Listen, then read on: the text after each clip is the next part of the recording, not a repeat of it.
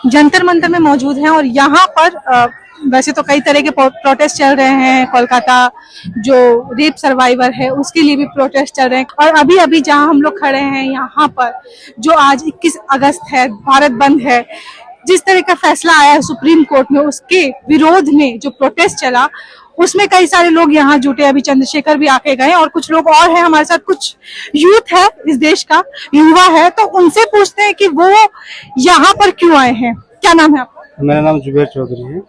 जुबैर, आप क्या सोचकर यहाँ पर आए हैं?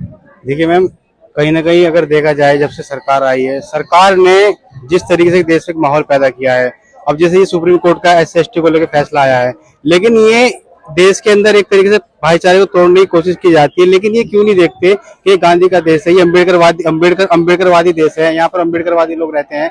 ये इस देश की जो एकता है, उस अखंडता, इस देश को जो जिस तरीके से जब ये देश अंग्रेजों का गुलाम था, लोगों ने किस तरीके से देश को आजादी दिलाई, उसके बावजूद फिर यहाँ पर एक तरीके से हम लोग जाति में बनकर इस तरीके से हम लोग यहाँ पर बंधे हुए हैं कि हमें कहीं ना कहीं तोड़ने की कोशिश की जाती है। सरकार रोजगार में बात नहीं करती। मैं बेरोजगार छात्र होने के नाते सरकार से यही कहना चाहूंगा कि आप लोग सुप्रीम कोर्ट जो फैसले लेके आता है वो फैसले कहीं ना कहीं देश को तोड़ने के फैसले होते हैं। आप लोग देश को जोड़ने के फैसले क्यों नहीं लेके आते? क्या उम्मीद लगी आज आप यहाँ पर आए? आपको क्या लगा? देश में आपने अलग अलग जगह देखा कि भारत बंद का?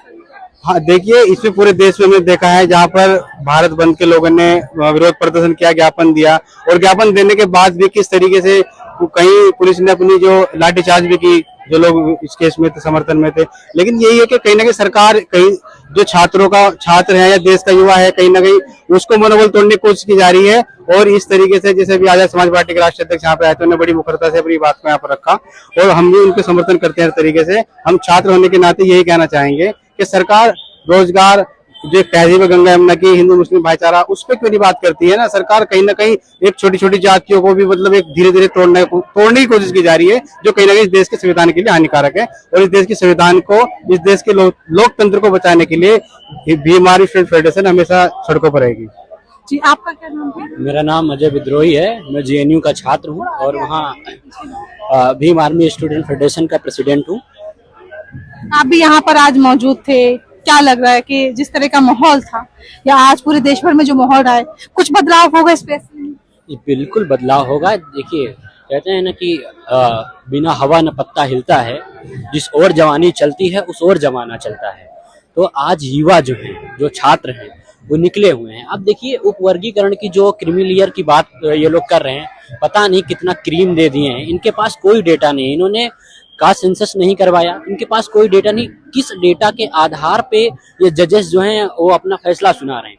ये हमें और आपको और इस देश के बुद्धिजीवी वर्ग को सोचने की जरूरत है कि आप निर्णय तो दे दिया। जब ये सुदामा कोटा लेके आते हैं, आपको भी पता है और मुझे भी पता है कि कभी भी आरक्षण की जो प्रकृति होती है वो आर्थिक नहीं होती है, वो सामाजिक होती है।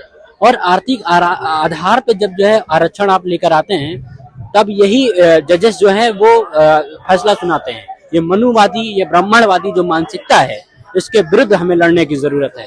आज हम देख रहे हैं कि पूरे देश में जो है वो आक्रोश का माहौल है। ये हजारों सालों से आरक्षण का 100% लाभ उठाते रहे। भाई, हमारे पिताजी के सरनेम के पीछे चौबे छब्बे दुबे नहीं लिखा हुआ है, तो क्या मैं कोलेजियम प्रणाली में जज नहीं बन सकता हूँ? अब देखिए, चौबे दुबे छब्बे और जितने लोग ये हैं, यही जज बनेंगे। हजारों सालों से जो है ये 100% आरक्षण लेते आए, तब हमारे पेट में दर्द नहीं हुआ। और 75 साल में जब हमको आरक्षण मिला, विषमताएं अगर हजारों सालों की हैं, तो समानता कभी 75 साल में नहीं आ सकती है। ये हमें और आपको समझने की जरूरत है, क्योंकि मंदिरों में एक विशेष वर्ग का जाति के लोग जा सकते हैं, पूजा अर्चना एक विशेष जाति के लोग कर सकते हैं। भाई, जब आता है चुनाव आता है तो आप कहेंगे दलित भाई जो हैं वो हिंदू भाई हैं हमारे, लेकिन जब आरक्षण की बात आती है, आप अलग से प्रोटेक्ट करिए ना। कितने आप देखिए कि जो दलित जाति के लोग हैं, आज भी कैसे गड्ढों में, सीवर लाइन में जाकर के उनकी मौत हो रही है। अभी NCRB का डेटा पढ़ने लग जाऊं तो होश खराब हो जाएगा इनका। अच्छा, एक चीज मैं ये समझना चाहूंगी कि इसमें भी कई सारे दलित हैं जो समर्थन दे रहे हैं, कुछ नहीं दे रहे हैं, है ना। तो क्या वजह है कि थोड़ा सा एक खटास सी दिखाई दे रही है? वाल्मीकि समुदाय नहीं दिख रहा है, नट नहीं दिख रहे हैं, सपेरे नहीं दिख रहे हैं, डोम नहीं दिख रहा है, मूसर नहीं दिख रहा है। बहुत सारे जो समाज है हमारे जो सोसाइटी में, बहुत सारी जो जाते हैं, बहुत पीछे हमें स्कूल में, यूनिवर्सिटी में आसानी से जल्दी को देखने को नहीं मिलती है। क्या वजह है कि वो इस फैसले से वो समर्थन दे रही हैं और वो कह रही है कि हम भारत बंद के समर्थन में नहीं हैं? जी, ये बहुत सही सवाल आपने किया, इसके लिए आप साधुवाद की पात्र हैं। और ये आप जो समस्या है इसके पूरे बुनियाद में जाने की ज़रूरत है। जैसे मैं अयोध्या के पास का ही रहने वाला हूँ, तो हम देखते हैं कि हमारे जो दलित समुदाय के लोग हैं, जब राम मंदिर बन रहा था तो गांव-गांव में यही दलित जाति के लोग जो हैं वो चंदा इकट्ठा कर रहे थे राम मंदिर के लिए। और उसी बहराइच जिला में एक दलित व्यक्ति को ब्राह्मणों ने जो है वो पेशाब पिलाया, तो आक्रोश इनके अंदर व्याप्त होना शुरू हुआ। हम बाबा साहब को तो मानते हैं, उन्होंने मूर्ति पूजा की आलोचना की, लेकिन आज हम लोग क्या कर रहे हैं, उन्हीं की पूजा करने लग रहे हैं, जबकि उन्होंने कहा संगठित होइए, और संगठित शब्द का जो है माने हम लोग भूल गए। आप देखेंगे कि ये जो पूरी मशीनरी है, सुबह ब्रश करने से लेकर के शाम तो सोने तक, ये सब कौन तय कर रहा है? ये बाजारवाद तय कर रहा है। और बाजारवाद की जो मशीनरी है वो एक विशेष पार्टी के हाथों में है। आप, मेरे सवाल का जवाब नहीं मिला, आपने भूमिका इतनी बना दी कि कंफ्यूजन हो गए। हमें अपने लोगों को समझाने की जरूरत है, चूंकि हमारे पास संसाधनों की कमी है, इसलिए सत्ता में बैठे लोग मशीनरी का दुरुपयोग करके वो हमारे समाज के लोगों को गलत मैसेज पहुंचा रहे हैं। चूंकि हम लोग अभी उतना शिक्षा के स्तर पे बहुत जो है वो समझदार नहीं बन पाए हैं, इसलिए वो बुनियादी कमी है और वो धीरे धीरे सुधरेगी, और वो सुधरने की जरूरत है। हमें सारे संगठनों को एक होकर के इस पर लड़ना होगा, ये इसका साधारण जवाब है। बिल्कुल सही कहा। विद्रोही जी थे हमारे साथ, जेएनयू से थे, दिल्ली के जंतर मंतर पे मौजूद हैं, जहां पर कई तरह के प्रोटेस्ट चल रहे हैं। मैं बार बार कह रही हूँ, यहाँ डॉक्टर का भी प्रोटेस्ट चल रहा है, यहाँ पे और भी कई तरह के प्रोटेस्ट चल रहे हैं, क्योंकि पूरी प्रोटेस्ट साइट है।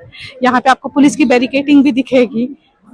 जो देश में जितने ज्वलंत मुद्दे हैं वो यहाँ से आपको उसकी महक है वो आपको दिखाई देगी। मीना कोटवाल के साथ आप बने रहिए द मूक नायक।